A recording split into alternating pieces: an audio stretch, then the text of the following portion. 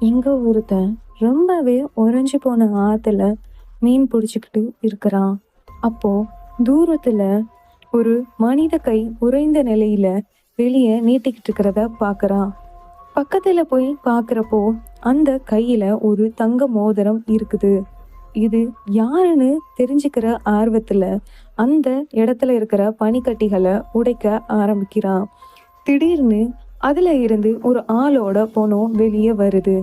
இத பார்த்து அவன் ரொம்பவே பயந்துருவான். இதுக்கு பக்கத்திலேயே ஒரு கருப்பு பெட்டி இருக்கிறத அவன் பார்க்கறான். இது கண்டிப்பா அந்த செத்துப்போன ஆளுடையதா தான் இருக்கும்னு நினைச்சு அத வெளியே எடுக்கிறான்.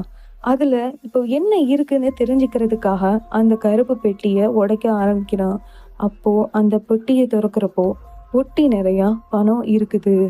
இதே மாரி பெட்டி உங்களுக்கு கிடைச்சதுன்னா, நீங்க என்ன பண்ணுவீங்கன்னு கமெண்ட்ல சொல்லுங்க.